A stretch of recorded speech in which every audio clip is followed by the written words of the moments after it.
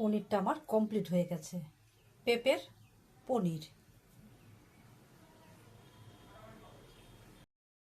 পেঁপে দিয়ে পনির তরকারি করব। পেঁপেটা আমি কি দিয়ে করব আমি পনিরটা, প্রথমে নিয়েছি একটি পেঁপে আর হাফ বাটি আতপ চাল গোবিন্দভোগ, একটি টমেটো, কটি কাঁচা লঙ্কা। আপনারা ভিডিওটা আমার কন্টিনিউ দেখতে থাকেন, তাহলে বুঝতে পারবেন আমি কীভাবে পেঁপে দিয়ে পনিরটা তৈরি করছি। পেঁপেটাকে প্রথমে ছুলে নেব। পেঁপে তো ছুলতেই হবে, এটা সবাই জানে, তাই না বন্ধুরা?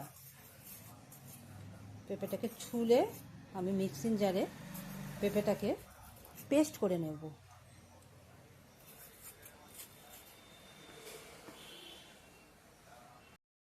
এখন পেঁপেগুলোকে ছোট ছোট করে টুকরো করে কেটে নিয়েছি।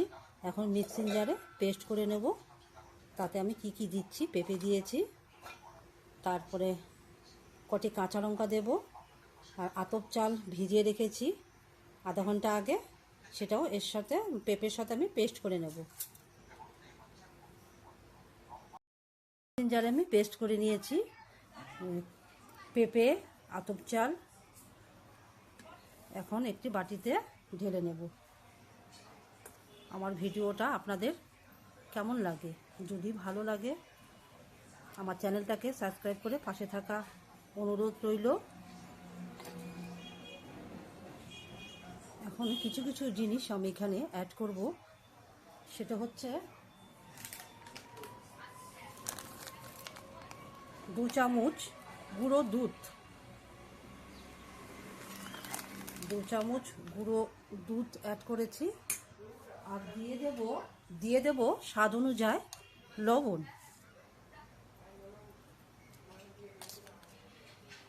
লবণ দিয়ে দুধ দিয়ে ভালো করে আমি এটা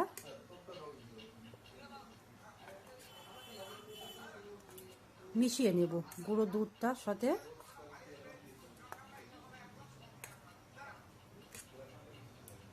আমার মেশানো হয়ে গেছে।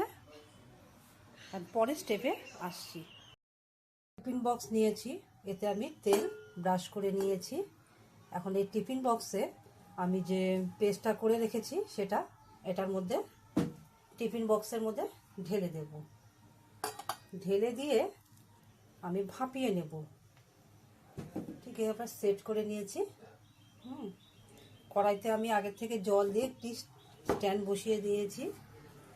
আমি স্ট্যান্ডের মধ্যে আমি পেঁপেটা যে আমি পেঁপে, আতপ চাল, একটু গুঁড়ো দুধ যে মিশ্রণটা করেছি, এখন এটা ভাপাতে কড়াইতে বসিয়ে দেব।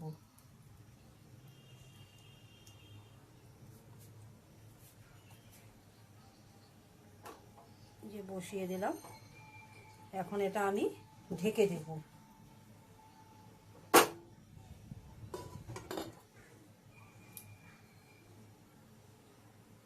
প্রায় আধা ঘন্টা লাগবে ভাপাতে। ঢাকনা খুলে দেখছি হয়েছে কিনা। আমি যে ভাপাতে বসিয়েছিলাম, দেখুন হয়ে গেছে। আর একটু রাখবো।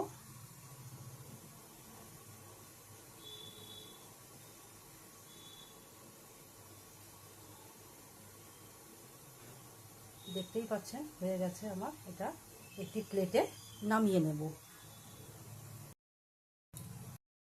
একটি থালে আমি নামিয়ে নিয়েছি। এখন পনিরগুলোকে কেটে নেব।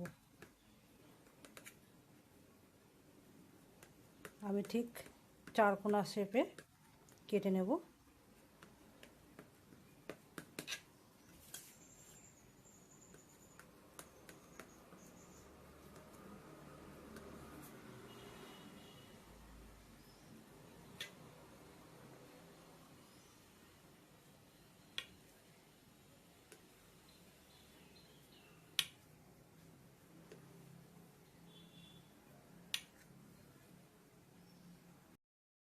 জ্বালিয়ে আমি কড়াইটা বসিয়ে দিয়েছি। এখন পরিমাণ অনুযায়ী তেল দিয়ে দেব, কারণ পনিরগুলোকে একটু ভেজে নেব। ভেজে নিলে পরে খেতে ভালো লাগবে। আমার গরম হয়ে গেছে, এই যে পনিরগুলো আমি কেটে নিয়েছি, তেলে ছেড়ে দেব, ভালো করে ভেজে নেব। হালকা ভাজবো, বেশি ভাজবো না, সামান্য একটু লাল লাল করে ভেজে নেব। সবগুলো আমি তেলে ছেড়ে দেবো। পনিরগুলো আমার ভাজা হয়ে গেছে, দেখতেই পাচ্ছেন লাল লাল হয়ে গেছে। এখন একটি পাত্রে আমি নামিয়ে নেব। পেঁপে দিয়ে পনির তৈরি করেছি। আপনারা ভিডিওটা স্কিপ না করে পুরো ভিডিওটা দেখবেন, তবে জিনিসটা বুঝতে পারবেন আমি কিভাবে তৈরি করেছি পেঁপের পনির। এই যে আমি পাত্রে তুলে নিয়েছি, দেখুন কতটা নরম হয়েছে, দেখতেই পাচ্ছেন যে কতটা নরম হয়েছে। একবার হলো ট্রাই করে দেখবেন, অসাধারণ লাগে খেতে। দিয়ে দেব গোটা জিরে, একটি তেজপাতা, একটি কাঁচা লঙ্কা দিয়ে ফোড়নটাকে ভালো করে নাড়িয়ে চাড়িয়ে নেব যতক্ষণ না জিরে, গোটা জিরে তেজপাতার একটা সুন্দর গন্ধ বেরিয়ে আসছে। মোটামুটি আমার হয়ে গেছে। এখন দিয়ে দেব আলু।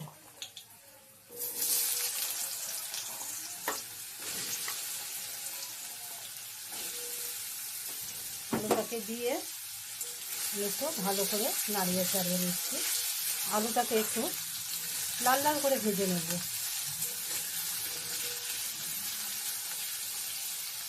এই স্বাদ অনুযায়ী লবণ দিয়ে দেব।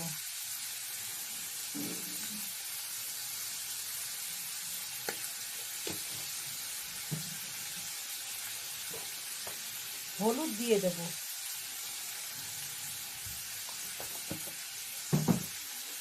হলুদ লবণ আমার দেওয়া হয়ে গেছে আলুর মধ্যে। আলুটাকে ভালো করে ভেজে নেব। আলুটা ভাজা হতে থাক, ততক্ষণ আমি কী কী মশলা দেব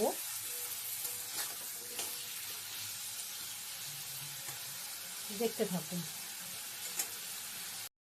মশলাটা আমি তৈরি করছি। 1 চামচ দই দেব, তারপরে দিয়ে দেব সামান্য পরিমাণে লঙ্কা গুঁড়ো, তারপরে দিয়ে দেব 1/2 চামচ জিরে গুঁড়ো। হলুদ আমি আলু ভাজার মধ্যে দিয়েছি, যার জন্য সামান্য হলুদ দেব। তারপরে দিয়ে দেব গরম মশলা গুঁড়ো, 1 চামচ গরম মশলা গুঁড়ো দিয়ে এটাকে ভালো করে ফেটিয়ে নেব।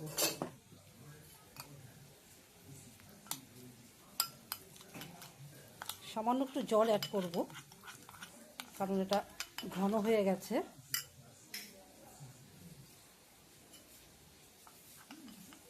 সামান্য পরিমাণে আমি জল দিয়েছি, ভালো করে ফেটিয়ে নিতে হবে।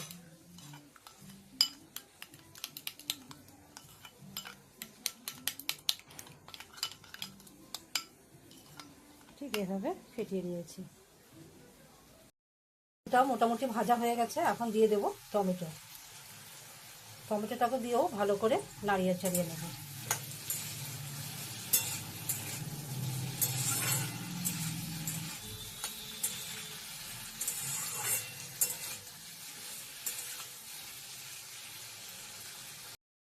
এখন আলু ভাজা হয়ে গেছে আমার। এখানে দিয়ে দেব কাঁচা লঙ্কা, আদা পেস্ট।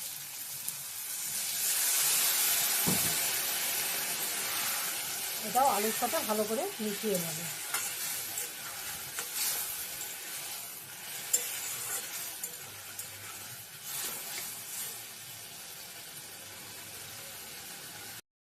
মশলাটা আমার কষানো হয়ে গেছে। আবার একটু যেই মশলাটা আমি তৈরি করে রেখেছিলাম, দইয়ের মধ্যে দিয়েছিলাম জিরের গুঁড়ো, লঙ্কা গুঁড়ো, সামান্য গরম মশলা গুঁড়ো, সেই পেস্টটি এখন এই আলুর মধ্যে ঢেলে দেব। গ্যাসের ফ্লেমটা মিডিয়ামে রাখবো। এটাকে দিয়েও ভালো করে আমি মিশিয়ে নিচ্ছি আলুর সাথে। একবার হলেও বানিয়ে ট্রাই করে দেখবেন, খেতে অসাধারণ লাগে। আমরা তো পনির বাজার থেকে কিনে এনে খাই, এটা যেহেতু নিজে বাড়িতে তৈরি করেছি পেঁপে দিয়ে। পুরো ভিডিওটা দেখবেন, তবে ভালো লাগবে, স্কিপ করবেন না। মশলাটা আমার কষানো হয়ে গেছে, দেখতেই পাচ্ছেন তেল বেরিয়ে গেছে, কষানো হয়ে গেছে। এই যে দেখুন তেল ছেড়ে গেছে, তেল ছেড়ে যাওয়া মানে মশলাটা কষানো হয়ে গেছে। এখন আমি গরম জল ঢেলে দেব, কারণ গরম জলটা দিলে পরে ঝোলের টেস্টটা অসাধারণ হয়। যে গরম জল আমি ঢেলে দিলাম, ঝোলটা এখন ফুটতে থাকুক।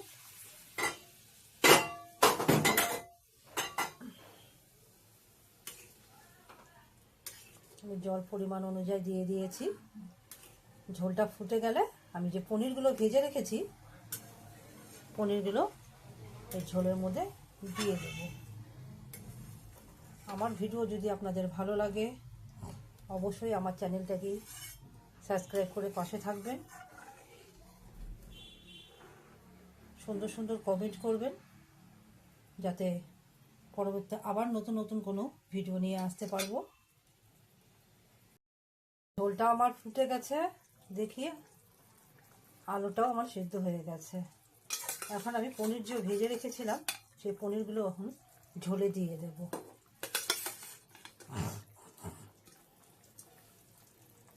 পনিরগুলোকে দিয়ে ভালো করে নাড়িয়ে চাড়িয়ে প্রায় হয়ে গেছে, নামিয়ে নেব।